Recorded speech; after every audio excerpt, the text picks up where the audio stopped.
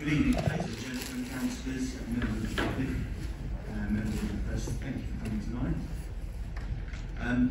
Before we move on with this evening's cabinet, I just wanted to draw everyone's attention to the fact that I've instructed the front of the civic to be lit up in purple tonight as part of the Holocaust Memorial Day commemorations.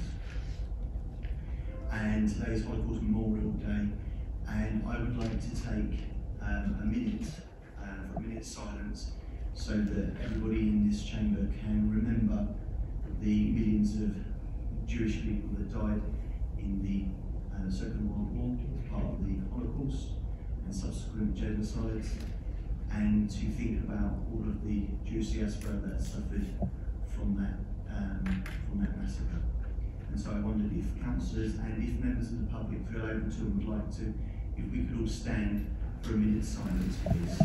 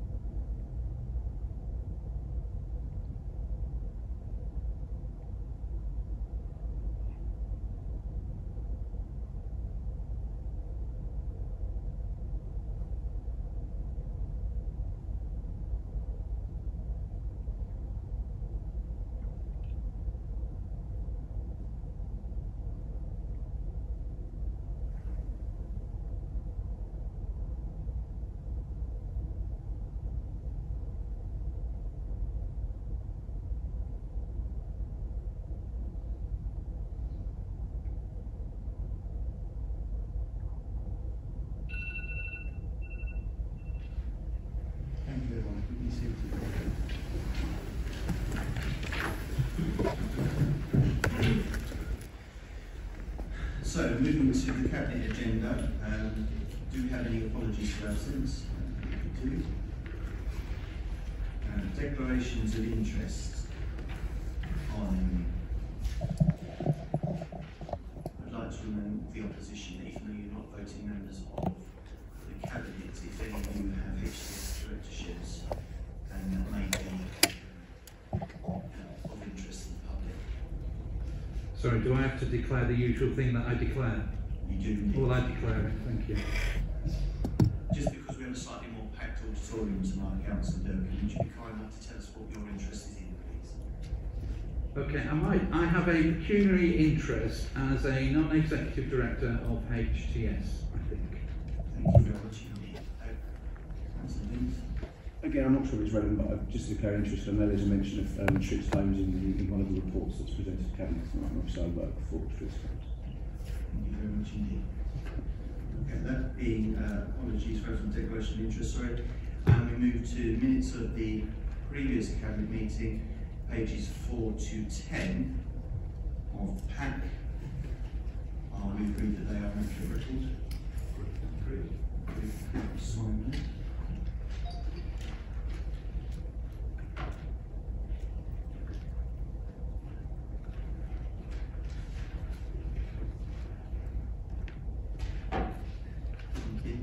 Are there any matters arising for those minutes? None, okay. Go to item 5, written questions from the public. We have a number, and the first is from Mr. Mike Patrick to Councillor Simon Carter, holder for housing. Mr. Patrick, would you like to come up to the microphone and ask your question? Okay.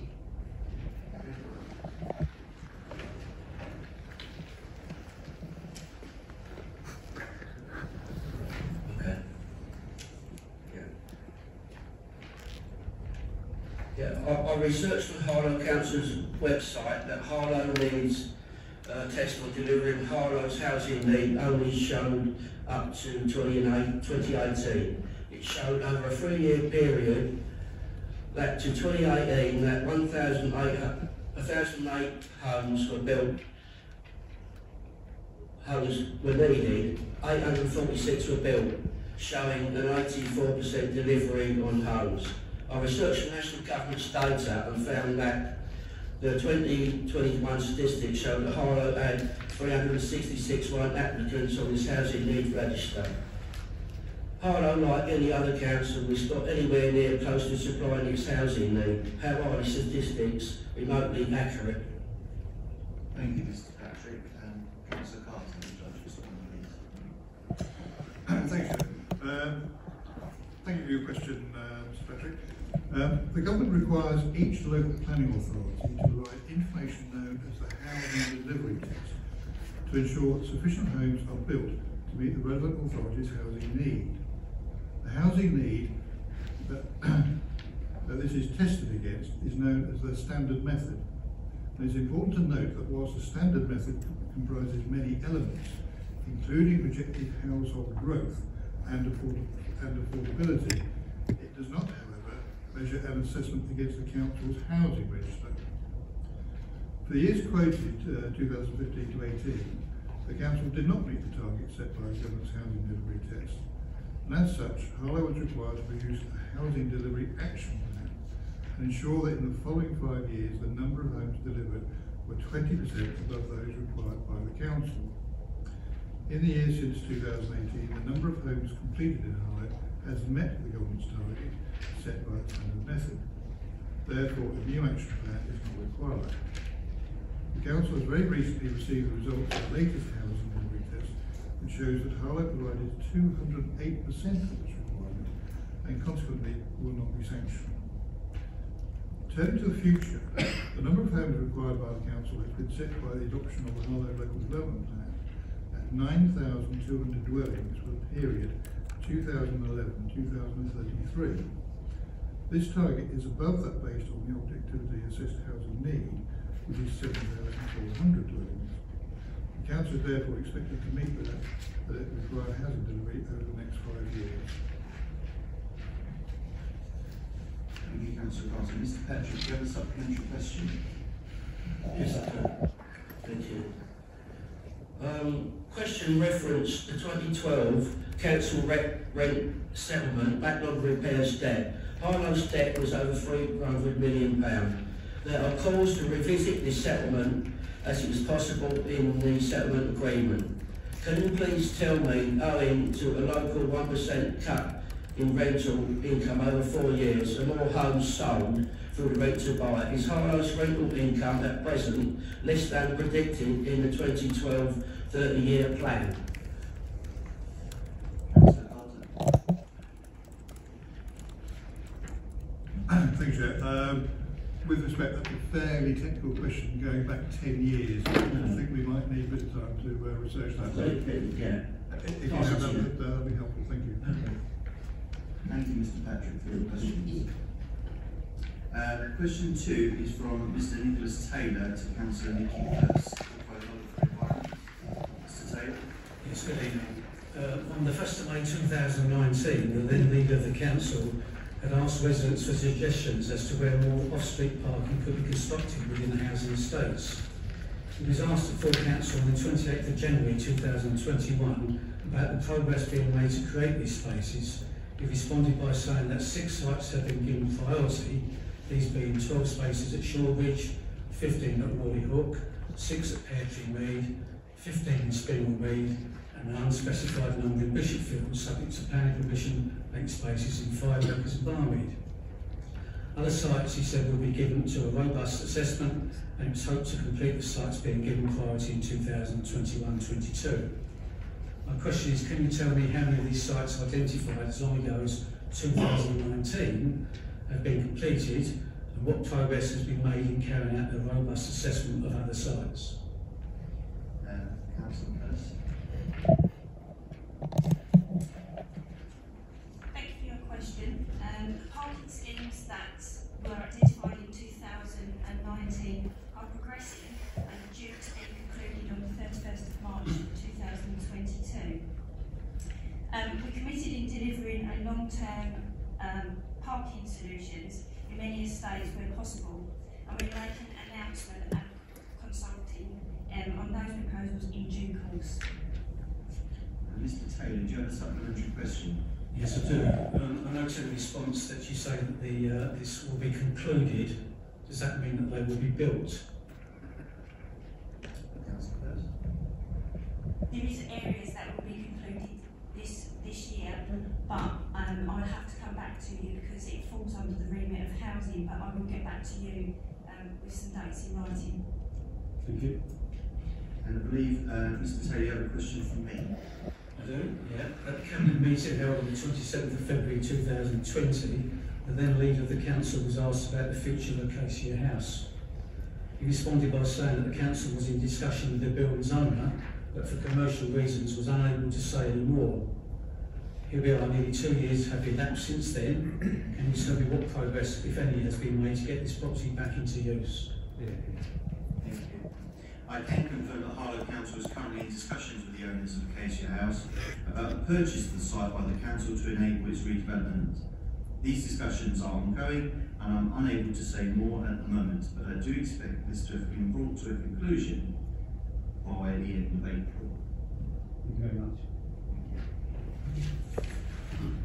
Okay, question 4 from Mr. Alan Everett to Councillor Alistair Gunn, portfolio holder for governance. Mr. Everett, question. Good evening, councillors. Thank you. I was interested to see in the local newspaper recently that Epping Forest District Council intended to build a multi-storey car park on its car park just in the high street of Epping, which not only will see a big increase in the number of parking spaces, but also include 50 electric car charging points. This work is being done to encourage more visitors to Epping. Harlow Council present programmes of getting a handful of electric charging points installed in places other than the town centre will do nothing to attract more visitors to the Harlow town centre. What priority will the council give within the 3-year strategy to increase the number of charging points in the town centre and across the town? And has the council set a target for the number of spaces that will be provided during this period? Thank you, Mr. Everett. Councillor Gunn. Thank you. The Council recognises the importance of charging facilities for electric vehicles, and while plug-in hybrid, battery electric, range extended electric or fuel cell electric cars currently comprise some 3% of the fleet nationally, and with pure electric vehicles being a smaller proportion, it is aware of the forthcoming prohibition of sales on internal combustion engine cars in 2030 and expects the market to react to that, and the proportion of electric vehicles in the fleet to rise quickly as a result. This understanding will be reflected in the Council's forthcoming overarching climate change strategy and is already reflected in a range of recently adopted planning policies. Furthermore, the Council is seeking to establish a town EV charge point policy, which an Office of Working Group will develop under the oversight of the cross-party member steering group. Regarding provision for town centre users, the Council's position may contrast with that of other authorities, who may directly control town centre parking provision and have the opportunity to make provision during redevelopment. At present, parking provision in Harlow's town centre is largely privately owned, meaning that historically the Council has had limited means of directly influencing provision. However, it has engaged with owners regarding their plans, and there has been positive reaction in some quarters. The Council looks forward to learning about more specific proposals in the near future. There will of course be very substantial development opportunities arising in the forthcoming regeneration of the town centre, and naturally the Council will apply its policy to ensure that new developments have appropriate provision for electric vehicle parking. The Council will also be contributing to shifting the emphasis away from personal motorised transport through its work with HGGT on active transport corridors, which will see a massive improvement in active transport infrastructure and of public transport. This includes plans to redevelop Harlow's unique cycle track network. The Council owns a number of car parks that serve satellite shopping centres rather than the town centre, as well as the Green Flag awarded Town Park, and has approved plans to begin to install charging points in these areas. The Council will be keeping the position under review and recognises that there will be a growing need for electric vehicle charging points in the years ahead. Thank you, Councillor Gunn. Mr. Leverage, you have a supplementary question. I do, yeah, and thank you for that reply. In relation to your reply, Electric car owners face a postcode lottery, as only 21 councils at the moment are offering free charging points, one of them being Stevenage, by the way. Is the council going to offer those using electric car points free or even reasonable rate of charging for the electric vehicles in the town? And will this also include the ability to fast charge? Councillor Gunn? I'm afraid there's no plan that I can refer to as yet. It's all rather premature, I'm afraid, but I would note that the programme for delivering the installation of electric vehicle charging points across Harlow was identified as one of the strategic outcomes in the corporate strategy agreed just last month. So this is very much on our radar, and I'm pleased to say that the member steering group, cross-party, will be meeting, I believe it's next week now, to begin to do the work to provide answers to those very important questions. Thank you. Thank you. Thank you, Mr. Taylor. We have a fifth question from Mr. John Wright to Councillor Nicky Pearce. Mr. Wright. Good evening, councillors. Oops. Press the button. Good evening, councillors. As a resident of Waterhouse Moor, I have become increasingly aware of the problems arising from the dropping off and collection of pupils from St Mark's and William Markham schools. The increase in parental car driving to and from school has meant that Waterhouse Moor, in common with other residential areas near to schools, is now experiencing twice daily irresponsible parking issues, such as parking on pavements and across cycle paths. The parking partnership proposal will no doubt solve the problems being experienced outside both schools, but I'm afraid it will only move the problem to other residential areas. The reopening of the car park opposite William Martin will help to reduce the problems there and shines as a good example of what could be done at St Mark's.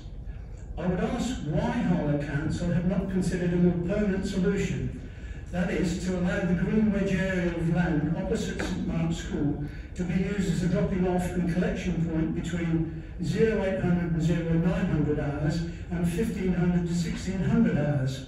The provision of a lockable gate would enable the school to provide access to this safe area only at the prescribed times, to be kept locked at all other times to prevent illicit parking and use. Thank you for your question. We fully understand the challenges of parking across the town, and particularly around schools, and the knock-on impact on students' safety around the actual schools. The land that Mr. Wright has identified is a designated green wedge under Policy 5 of the 2020 local plan, and therefore the land cannot be used in any such solution. It is not the case that Harlow Council is deciding not to change the use of this land is Policy 5 of legal binding on 2020 local plan. I understand it is not a response that Mr. Wright may want and would be looking for, but we are unable to change this policy and would not allow such parking in that area. Mr. Wright, do you have a supplementary question? Yes, I do.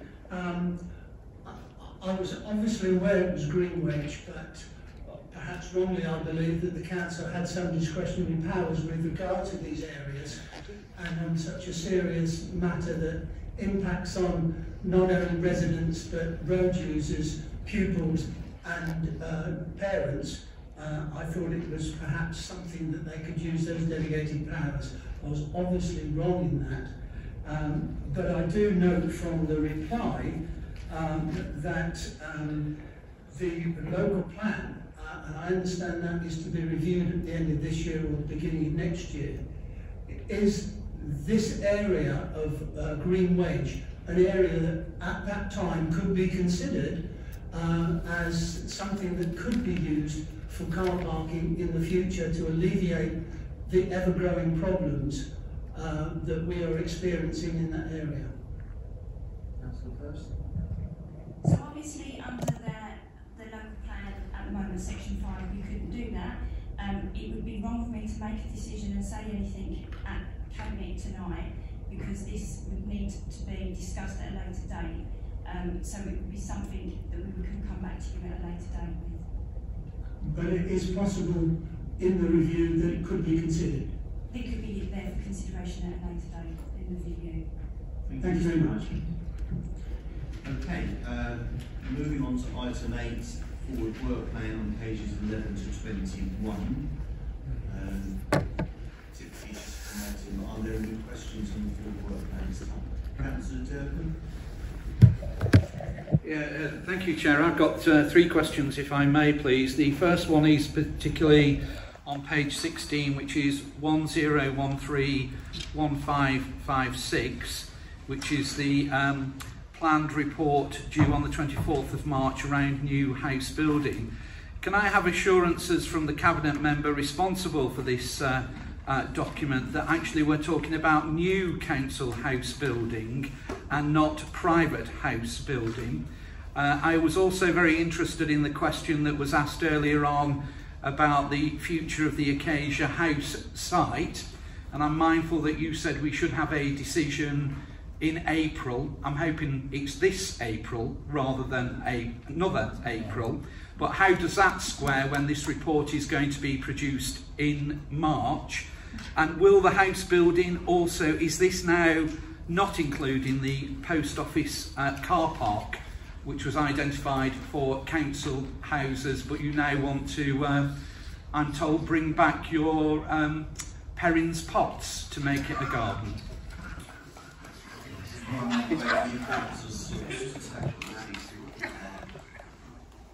It's April this year.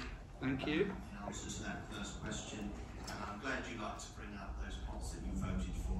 I know we've still got them somewhere.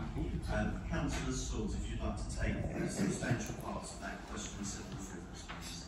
Yes, I presume that's all 3 questions then. The new build programme that you referenced will be coming in March. I'm afraid I don't understand the question you asked about whether it's new housing or Council, is it council housing? Yes. Excellent, that's all I need. Okay, great. The Acacia House question you referenced, I think Councillor Perrin's response said it concluded by the end of April, which means it is likely to be before that.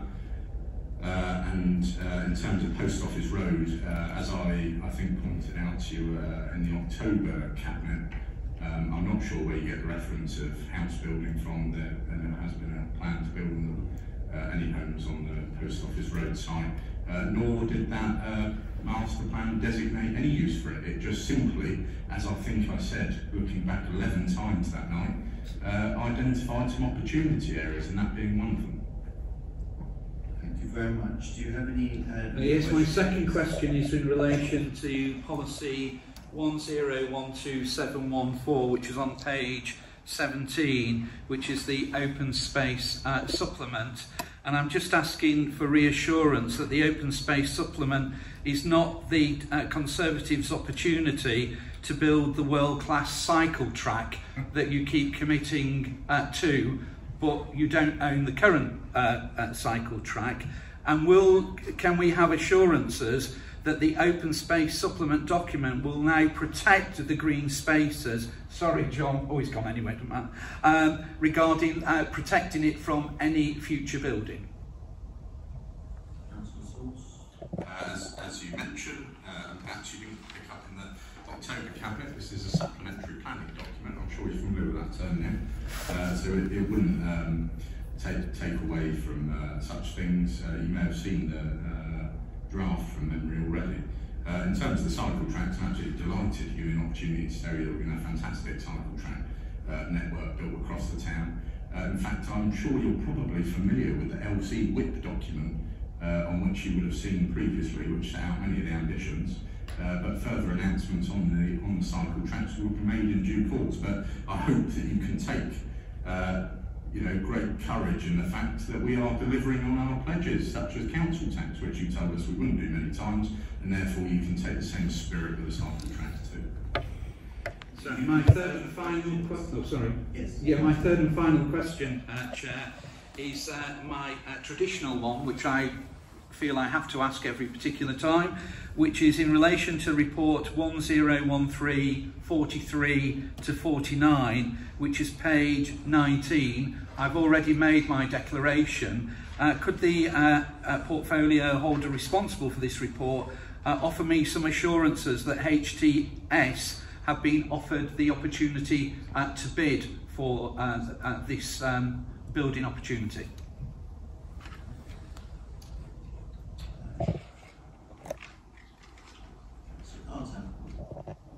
Anybody?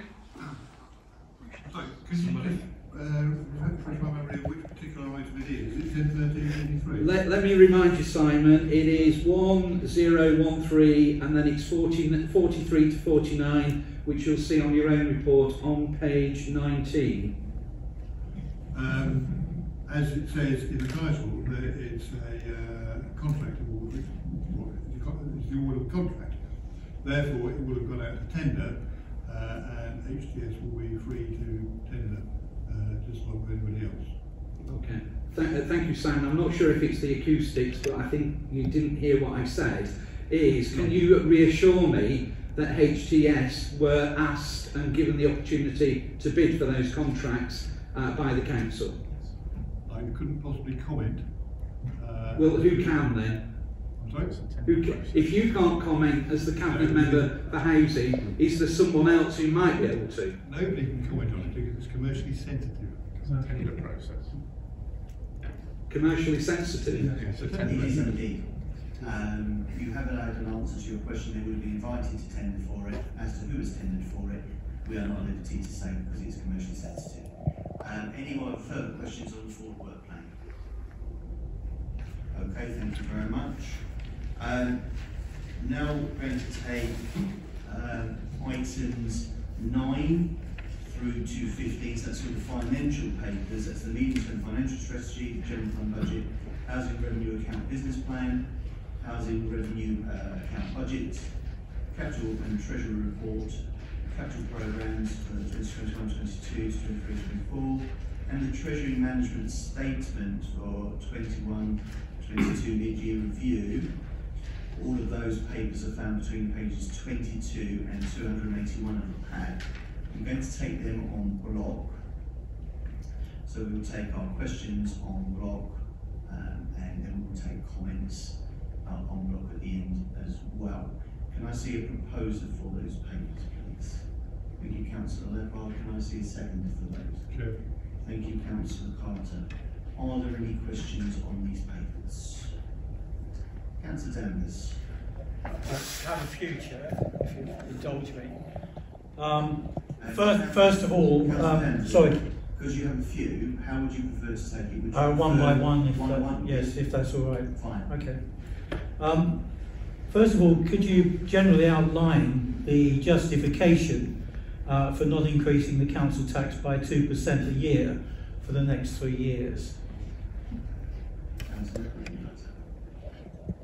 Yes, we've run through the numbers on the MTFS, and just as your administration many years back, with a balanced MTFS, decided not to increase council tax, we are convinced and we're satisfied that we don't need to increase it, and we have a balanced budget. Thank you very much. And do you have a second question, Councillor?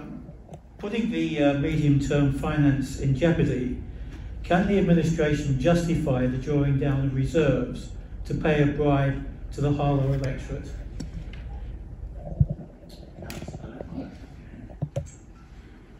I disagree with you philosophically. I think you're wrong factually. There is no bribe. In fact, we are changing the way we treat our taxpayers. No longer are we looking at them as cash cows to be exploited. Government does not have money. Money comes from the people. And governments or administrations are judged by how much they take and how they spend that money. For too long, the previous administration took too much and gave so little. Had they not done that, we might not have inherited the mess we assumed in May. Councillor Dennis, do you have another question? What mess? Sorry, that's not one of my questions. But Okay, would you like to answer the Sorry. question? Is that a question or not a question, Councillor? Well, it's a question then. Thank you. Sorry, what mess? The fact that we had to spend months going through the reserves that you had never really administered, the fact that nothing had been built in this town, the fact that the town centre looks like a war zone, and we have had to develop financing for that, I think that constitutes a mess by any reasonable standards. Do you have another question? You said a finance mess, okay. Using the home's bonus as part of the bribe, money normally paid into the discretionary account, how does this equate with the promise to protect, as you've done so continually since you were elected as the administration in May, to protect the discretionary services in the years to come? You've actually stolen my funds there. So, before you answer that, Councillor Charles is just implementing to answer something. Thank you. I'm grateful for that question. The facts around the discretionary services fund are borne out of the medium-term financial strategy and the general fund. And the facts are this: as you will know, Councillor Davis, a number of those services that used to sit within the discretionary services fund have moved to core funding. So, for example, that's the Playhouse, that's Pets Corner, that's the Community Safety Team. Yes, we did do that. The other aspect to the plan set out today at Cabinet is that if you look at the discretionary services fund, it's projected to hold sufficient funding to sustain that fund for a further 6 years, including FY 22-23. What you will also see in the financial papers, which is set out, I think, very clearly, is that the discretionary services fund forecast at the 31st of March 2022 shows that it will hold in the highest level of a closing balance for the discretionary services fund than at any other point in the last 5 years, standing at almost £3 million. Councillor Tenants, do you have another? Yes, I know we left it in a very healthy state, but I'm just worried about its future, Chair. Generally, if the failure to increase council tax results in a permanent loss of revenue in the next 3 years of a cumulative £900,000, how can Harlow services be realistically maintained at their present level?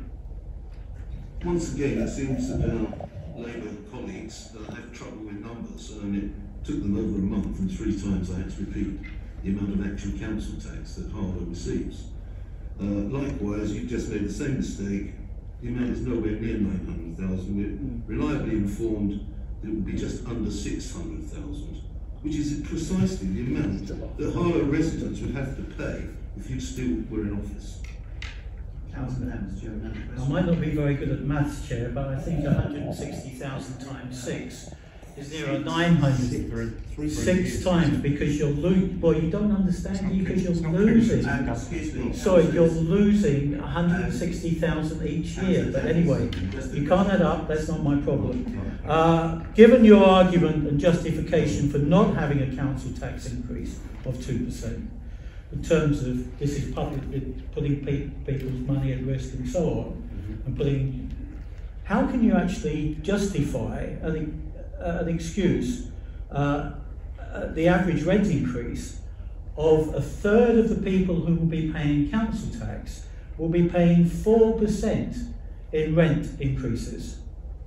Thank you, Councillor Tenants. We'll go to Councillor Simon-Clark for the answer. Sorry, I'm not expecting the question. I didn't quite catch the beginning. Would you mind repeating it? I'm just interested, I don't mind which member of the administration answers it. How do you equate the hypocrisy of talking about members of the public using public money for council tax, when in fact, and then saying that you therefore want to freeze it, and then you're actually putting up with a record increase that certainly under no Labour administration we never went above 4%, but you're actually increasing rents for a third of the same people by 4%. How are you justifying it? Councillor Carter. I know it's difficult to have to sort of explain these things when they were doing exactly the same, but if we could try, please, and for the purposes. Yeah. The general fund and the HRA are two separate, legally separated and ring-fenced accounts. You can't move funds either from the general fund to the HRA or vice versa. I'm not suggesting. Well, you are. The base of calculation of the rent, as you well know, is laid down by regulation. It's CPI plus 1%. And I was going to sort of say this later on, but there's nothing we can do about that.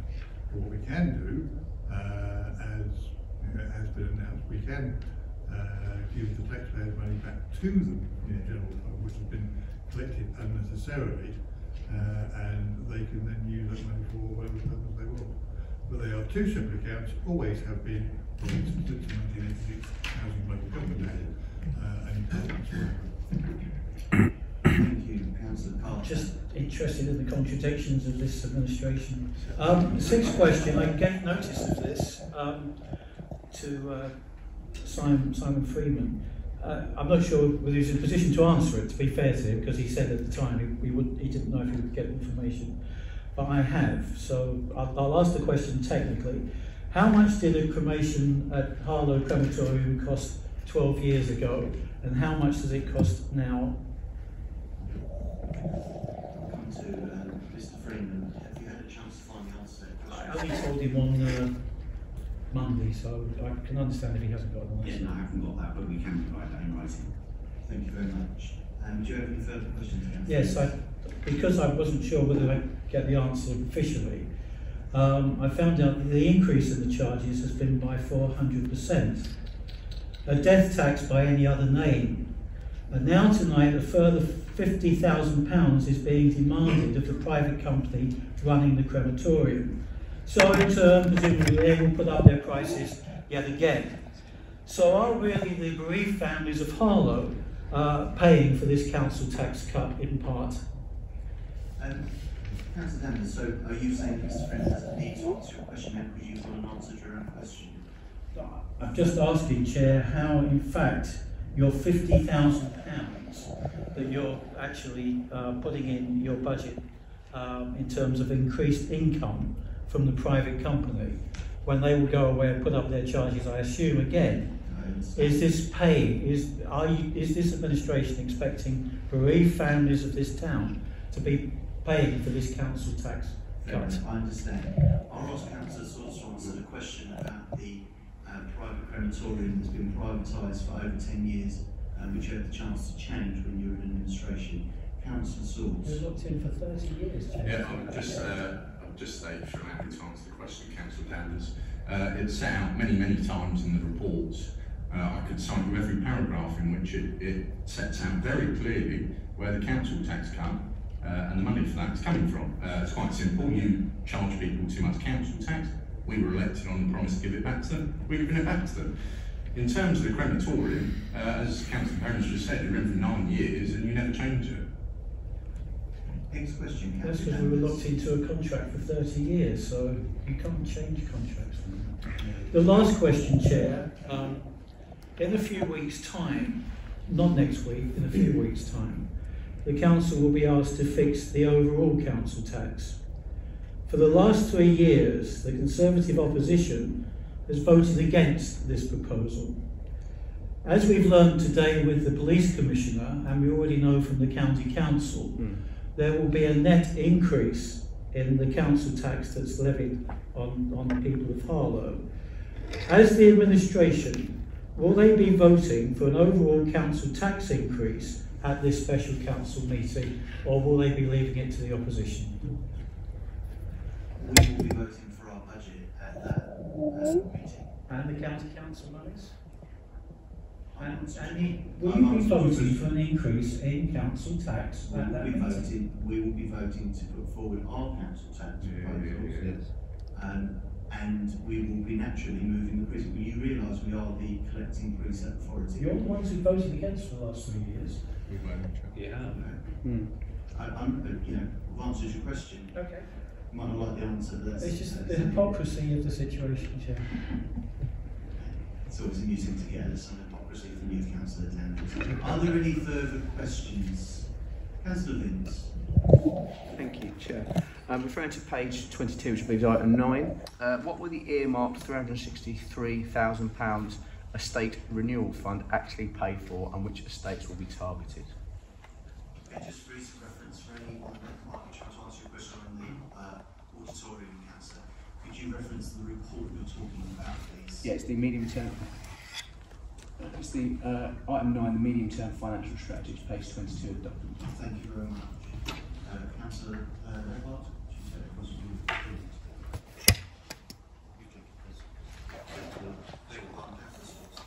Yeah, it's a fantastic fund that's going to deliver all sorts of renewal projects across the town, which announcements for which will come out in due course, and I presume you'll be voting to set up the fund. Thank you, Councillor Vince. What a non-answer. Yeah, okay. So on page 45 of the same document, it talks about seeking to maximise the commercial activities of its wholly owned group of companies, HTS, involving access to access new third-party commercial contracts and potential property development opportunities. What if these commercial targets aren't hit?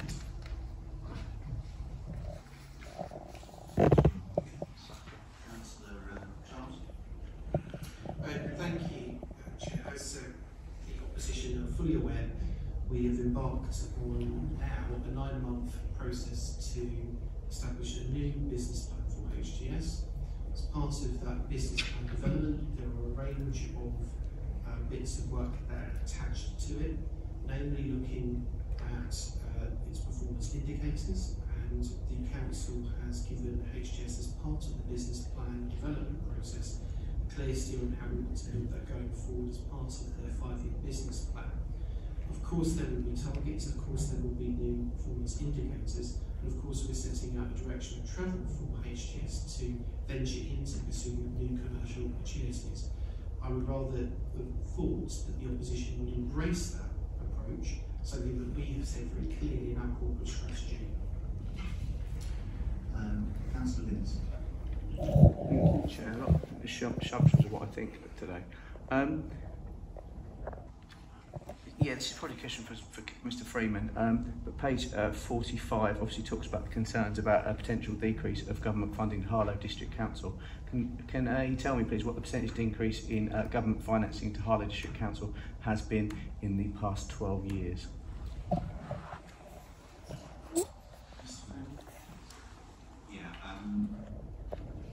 So the reduction over that period is approximately 70%. Do you have any questions, Councillor Vince? Yeah, similar question. Page 71 of the same document. It talks about 100k for rental innovation park. What if we don't achieve this increase in rental? Councillor Swartz. For sure, Councillor Vince, we will. Any further questions? Yeah, this is the last one, sorry, Chair. Page 82, this is not a political question at all, really, but it might be. How do we, it's just the £150 for plaques on benches. What was the previous charge for that?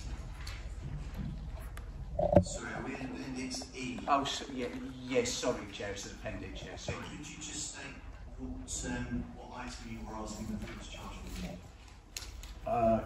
I thought it was page 82, which I believe was still on item 10. Am I wrong? I might be wrong. No, I got the page number. What item are you asking about a previous charge? Oh, sorry, it's the £150 for plaques on benches.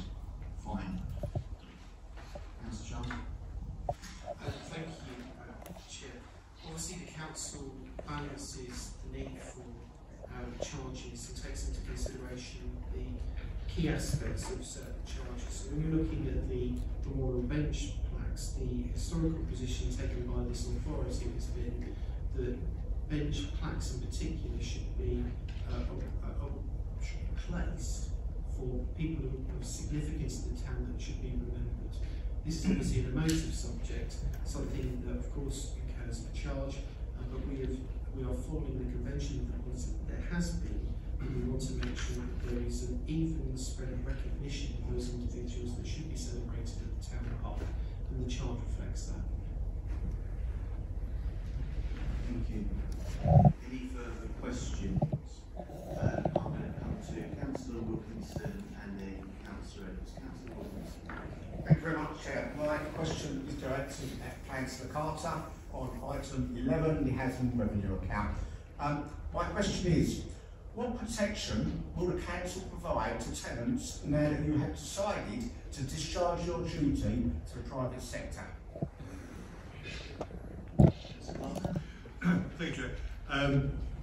Just for clarification, this is the where the council has accepted a duty to house a homeless applicant. I think we're all aware that there is incredible demand for housing.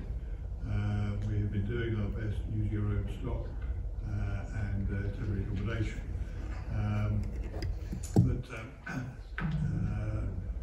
In order to increase the variety and choice, we will be looking to use the private sector.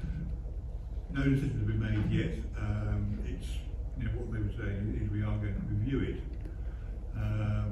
and obviously it's going to be a case of which properties suit which people best.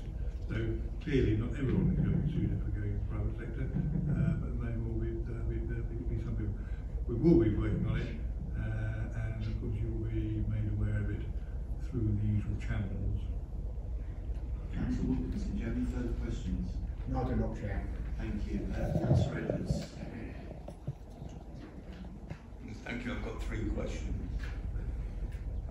My first question relates to page 53, paragraph 9.3. And it's with regard to the voluntary sector. And I'll ask the question in a moment. But I noticed in your Harlow yesterday there was a report about Harlow Council encouraging charities, voluntary sector and other non-for-profit organisations to apply for partnership grants. And there's a whole chunk in there about, just a minute, supporting the town's economic and social recovery, promoting social inclusion, reducing loneliness, etc., increasing volunteering opportunities. And then I noticed that we now have, on paragraph 9.3, with regard to working with the voluntary sector, the Council is anxious to achieve value for money from the grants that it provides. Partners applying for financial support are required to demonstrate efficiency savings comparable to the targets that the Council has to meet and work towards achieving the Council's priorities. So what sort of efficiency savings are we looking for from the voluntary sector that will be applying for those particular grants? And secondly, in relation to this question, given that this is a new criteria, which is a criteria that's presumably will be accepted tonight and go to full council, and wasn't in the criteria that was advertised when this advertisement was put out to the voluntary sector, how will that be managed? Thank you, Councillor. First Councillor Charles. Thank you, Chair. Forgive me, as Councillor Edwards will remember, last year we held consultation with the third sector organisations that typically access the partnership grants, and we designed the partnership grant specification directly with them. I sat with the voluntary sector, took their views on how we wanted to take forward the partnership grants. The themes that they identified, typically around addressing social exclusion and so on, were born out of those discussions, and there was an acceptance and something that we said when we set out that we wanted the partnership grants to deliver, that in order to increase the impact of those grants that we award to those organisations. They have been fully informed throughout this process. We do these things in partnership. We have a two-way conversation with the third sector as part of this administration. That wasn't a thing under the previous administration. Councillor Charles. Councillor Edwards, you suggested 2 questions. I've got 2 more questions. Page 61, where you are, sorry, apologies. Page 61, where you're identifying new potential savings, you talk about £55,000 being saved from the community safety team's budget, which I understand relates to a management role.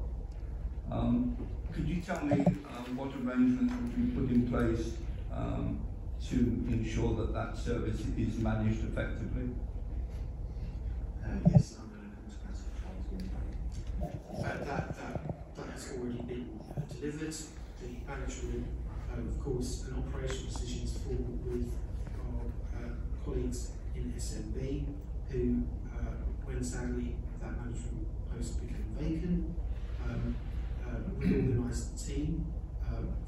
Faith, as you know, is one of the caseworkers, and that team works closely with Essex Police to deal with the community safety issues in the town. There was a broader discussion being had with the Essex Police Fire and Crime Commissioner about how we deploy our community safety work going forward. And we're having discussions with a range of partners across Essex in order that we work collaboratively with organisations to not only address antisocial behaviour in the town, but the wider crime issues that we all are aware of. But the management steps were acted upon straight away because obviously the community safety teams is a priority area for this administration. So will it be possible to see a management structure as to how that's matured? Would it be possible Yeah, to see the management structure is up to March this year was published on the council website, and the updated version will be put in place at the end of that cycle. And Councillor Charles wants to add further clarifications. I would just add that the SMB Senior Management Team obviously conducted a review and have added in additional management into the council to help deliver our priorities. Assistant directors now sit within the council's administrative function. That was a positive step forward, and it shows that we are pump priming the agenda around our corporate strategy. That's what to receive the management structure. Councillor, did you have a third question? I've got a third question which relates to page 81 and 82. It's about the charges at Harlow Museum. There appear to be some new charges. One, it says schools guided tours, non-Harlow schools for child, a new charge of £3 per child, and the self-guided tour, non-Harlow schools per child of £2 per child. Are there any charges at all for Harlow school children? I took the decision not to charge Harlow school children. Let me repeat that. I took the decision not to charge Harlow school children. I think it is entirely reasonable to charge schools from outside Harlow to access our facilities. I may come back. We talk in terms, then there's on the next page, there's something called outreach sessions, whatever they are. And they're talking about Harlow schools where there's a new charge of £2.50 per child then. And for non-Harlow school it's £3.25 per child. For loan boxes, whatever they are, there's a new charge of £18. And for talks and lectures, there's a new charge of £4. So just going back to the children, so in terms of that £2.50, is there anything there to, any discretion as far as people on low income are concerned? And how will that charge be administered? And what is that charge for? The charge for the outreach session covers the cost of the education officer. So is there any discretion for children on low income? The position taken by this council is that we will look to minimise any impact on any group that may be struggling with the cost of living. clearly in the application of these fees, we look at that very seriously. But the outreach session is covered the cost of the education officer, who is an active member of staff. So therefore, is there, at the moment, you say you're going to look at that, so at the moment, is there any process whereby persons are on low income or family are on low income, or if the schools will recognise that they've got children that are on low income, where it's possible to either waive those, where it would be possible to waive those fees? Of course, there is regular signposting of these sorts of matters, and the relationship that we have with schools, we always take that under advisement. So do we have a clear procedure for that at the moment? Of course we do. And it's worth mentioning that, again, as Councillor Charles said, any visitors to museums or any of our sites of that nature, if they come from Harlow, they're not paying for them. Outreach is where our organisations may go into schools. Yeah. And that is not an obligatory function of this council. And so it is typical that schools will look to possibly look into a whole range of outreach programs that are out there. And what we're doing is actually expanding the provision of outreach. And that is the aim of that, and school budgets take account of this kinds of things as well. But we know that school budgets are under pressure. We also know that families on low income are under pressure, and we're going to put in a block charge of £2.50 per child. Now, if we have a process, would it be possible for me to see that process, please? We have a process, and you'll be able to see it. Do you have any further questions, Councillor? No, I don't think so. Okay, I'll look around the room for any further questions. Okay, comments? Councillor Danvers. Thank you, Chair. I'm not going to rehearse what I'm going to say next week, but I'll just say this for the time being. When you took over last May, you had a surplus of council finances in the general fund of £250,000. We've heard tonight that in fact the reserves that you inherited in fact have been described as excessive, which I find quite interesting. We've heard tonight that the discretionary fund is so well served that it will actually last for another 6 years. All of those things were set up by the previous administration. Now we hear all of this tonight, and I fear for Harlow Council finances in the next 3 years. With the massive bribe that's being offered, I know the elections in May are going to be very difficult for you given the political circumstances. Defending 6 seats out of 11 will put you in jeopardy of possibly losing control of this local authority. The lack of council tax, and I don't know which school other people went to, but I went to Burt Mill School, and 160,000 plus 320,000 plus 480,000 doesn't equal 900,000, it equals £960,000 that this local authority will be losing in the next 3 years. And this flippant attitude towards the council finances I find rather alarming. What I also coincidentally find alarming, Chair, is also the flippant attitude towards contracts. The local authority was locked into a 30-year contract with the crematoria by the previous Tory administration. Being suggested that it could just be torn up, I find very alarming indeed. Any further comments from the opposition at this time? Councillor Vince. I'll be equally swift because I don't want to preempt what I'm going to say next week. But I mean, I think looking at the document, particularly the comments on page 24 of the document, there are clearly a lot of uncertainties moving forward, both in terms of the funding as an authority will get from central government and other pressures as outlined on that particular page of the document. And I have huge concerns about this budget proposed and the effect it will have on the long-term stability of council finances. Mr. Councillor Danvers, has stolen my thunder in terms of doing the maths on it. It is nearly £1 million, and that's if you base it on a simple interest opposed to compound interest. We'll lose over a 3-year period, and that's going to. Then from then on, you'll have that gap of £480,000. I don't feel that the answers given to me by members of the administration or non-answers have made me feel a lot better, and I have huge concerns about this, which I will obviously air in more detail next week. Thank you, Chair. Thank you. Any further comments? Councillor Reddy. Yes. I've just got a comment with regard to the community safety. I do find it slightly alarming we seem to be stripping out a level of management at a time when you look at crime figures across the town. There's substantial increases right way across the board.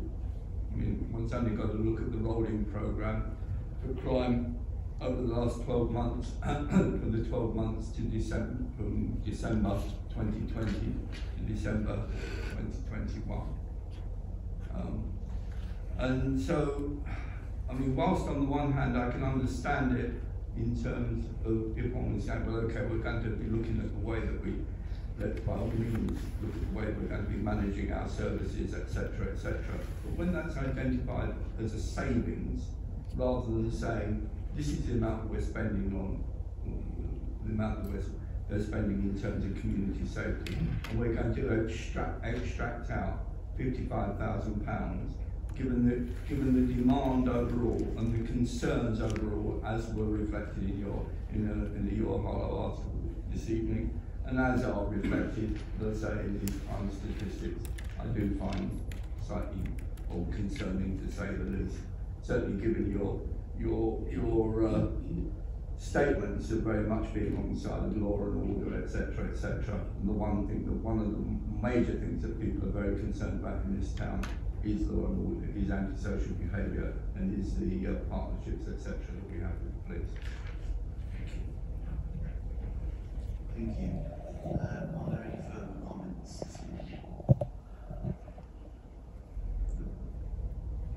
Councillor Swords? Just very brief comments to draw out some of the very good things in the budget in terms of regeneration that I think will be welcomed across party, I would very much hope. But I'm surprised the last they haven't been mentioned at all yet this evening. First being a new combined planning and regeneration team to finally get on and deliver the town centre regeneration. Second, Councillor Vince did mention the estate renewal fund, which will do great things across the town. There will be a rolling fund year on year to do great things across the town. Councillor Durkner asked me earlier on about council house building. This budget invests more money in council house building than this council has spent in decades on council house building, and I'm sure that will be strongly welcomed. Ultimately, across the board, I think in terms of regeneration, it's a budget that will get things done. And therefore I look forward to them being welcome across parties. Thank you, Chair. I wasn't going to take part in the debate because the tradition is that we actually deal with the information, but yet again the Conservatives have tried to use this as yet another ploy to try to plug their so-called success rate, but actually all we have heard tonight is secrets, lies and bribes. The idea that you've got all this money buried away in Brian Keane's office that's going to build all these council houses is nothing more than a fundamental lie. Everybody knows that. What you have to do is you have to go and borrow the money. You don't have the money. You've got no inclination at the moment of the money. So as far as we're concerned, in relation to everything that we've heard from the ridiculous statements made by the cabinet member for so-called regeneration, is that it's secret, lies and bribes. Thank you, Councillor Durkee. I would ask in future for Keane to clean up this out of this holds a very esteemed office and done a lot of good work for this council. So I'm going to just sum up a few key points here. I shan't go into depth because as is the tradition, as you rightly pointed out, Councillor Durkee, we save our political points in jousting until next week. Childish. Suffice to say, I'm very proud of these achievements that are outlined in this set of papers. I pay tribute to the officers who have worked extremely hard behind the scenes to enact our political agenda. It's a political agenda because we are in politics and we were elected on a political agenda, but the officers have acted with impartiality and they have acted within the regulations that are set out. And I will point out, as I do every year, that we are unable at a local government level to pass an unbalanced unbalanced budget without the approval of the Section 151 officer. So any intimation to the contrary that we may be moving an unbalanced budget is wholly unjustified. And I won't stoop as far to say it was lies, but let's just say it's a little bit far from the truth to say it's unbalanced. And there's a problem with the budget. Never said it was unbalanced, Jim. Never made that point. I'm glad. Well, no one said this. It's a fear for the future. We hear lots of things. It's a fear for the future, not that you've had. Sorry, Councillor Tenants. I gave you ample time to give your opinion on some of that now. So, I'd like to thank the finance team, I'd like to thank all the officers and the cabinet members that have worked very hard in their respective areas to pull together this fantastic set of budget papers to bring alive our corporate strategy that will transform Harlow over the next 3 years, and we'll also see some exciting things developing in the forthcoming months. So what I'm going to ask is all the recommendations listed in reports 9 through to 15 be approved. Do I see all those in favour? And I take there's no abstentions or votes against. So that is moved. Thank you very much. We now move to item 16, HGGT, Proposed Future Governance Arrangements, as outlined on pages 282 to 309 of the pack. And I look to Councillor Harlow to propose that motion. Thank you, Chair. And I formally propose it. Members will be... And before you continue, can I have a seconder, please? Thank you, Councillor Swords. And thank you, Councillor Harlow. Thank you. Members will be familiar with the Harlow Council Garden Town. It's been operating as an umbrella organisation for the last 5 years, overseeing the development of various policies and bringing forward overseeing various sites. It's been operating with the 5 member local authorities under an informal agreement, but as the group moves towards delivering or overseeing the delivery of elements of the garden town, the general view of the 5 is that we need a more formal agreement in place. The report that's before you outlines all of the options that were considered, and they have been considered in detail, and the favoured option is a joint committee, which is broadly a formal legal agreement between the 5. But what I'm asking, or what we're asking for agreement tonight, is a framework to begin the discussions, because they're going to be very detailed, very protracted, so that is the report which I can support. Thank you. Thank you, Councillor Harlow. Are there any questions on this report? Okay, any comments? Okay, can I see all those in favour of recommendations A and B set out on page 282 of the report? Are those in agreement? Thank you. None against. Right. Let's move on then to item 17, approval of the London Road North LDO amendments as set out on page 310 to 360 of the pack. Councillor Swords, are you proposing? Yeah, formally proposed. And can I take a second for that, please? I think Councillor Harlow there. And Councillor Swords. Yeah, just very briefly, it's obviously the most tantalising report on the agenda this evening, because it will massively help, as the report sets out, in moving the delivery of the Innovation Park forward. And it is a fantastic LDO, and I look forward to inviting you all to the Innovation Park when the LDO has done its job, and we have many more fantastic developments there. Thank you. Any questions on that item? Any comments? Okay, can I move to the votes? All those in support of recommendations A through to C on pages 310 of the report. Those in favour? Thank you. None against? Okay, we now move to the award of the framework agreement, online law library services, page 361 to 365 of the pack. Councillor Gunn. Thank you. This report is one example of that. Did you propose that? Oh, sorry. That's right. I'm very keen to get onto this very exciting item. And do I have a seconder from that? Thank you, Councillor Charles. Councillor Gunn, over to you. Thanks, apologies for getting that. This report is one example of the increased drive by the Council's governance team to secure and drive value using collective bargaining power and processes in line with the key strategic theme within the recently adopted corporate strategy of being an efficient council. The report proposes that members support the award of a 4-year contract, provides important library resources for in-house legal teams across Essex and the wider area to assist with the provision of timely and accurate legal advice.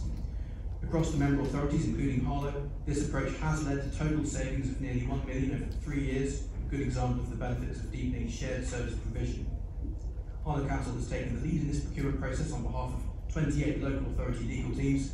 In addition to offering a significant discount from list prices for services, the supplier has committed to providing educational outreach facilities, together with work experience opportunities and volunteer hours. This will help to improve the service local authorities offer to their residents, including here in Harlow.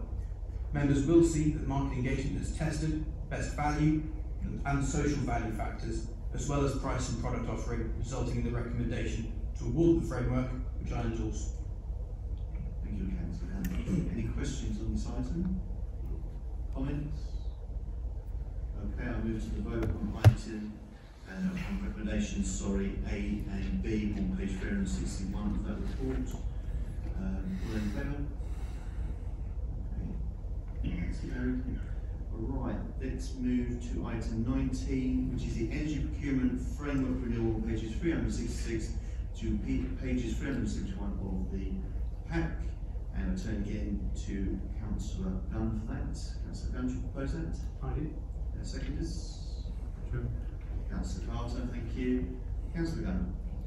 Thank you. This report is timely with energy prices at an all-time high following a volatile year in the wholesale energy market. Domestic and commercial energy consumers are feeling the effects of this through inflated energy rates, and several energy companies having proven unable to absorb higher prices. Since the 2008-9 financial year, Harlow Council has used a flexible purchasing method by which a framework provider continually tracks changes in the wholesale energy market and procures blocks of energy when conditions are favourable. When all of the energy is procured for the following year, the Council receives this at a fixed term rate for 12 months, protecting the Council and its leaseholders from volatility in the energy market. It provides an opportunity to enter into long-term agreements, to buy energy at lower rates than short-term contracts, providing stability and fairer prices.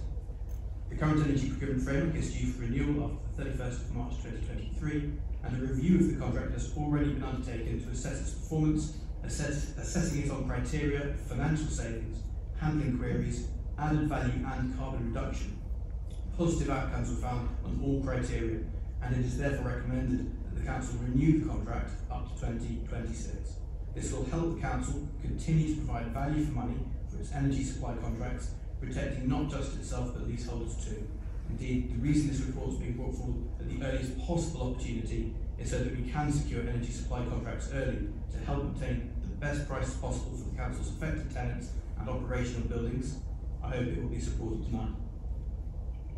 Thank you. Questions? I see Councillor Daniels. Thank you, Chair. Hypothetically, next year, could this contract be torn up by a new administration?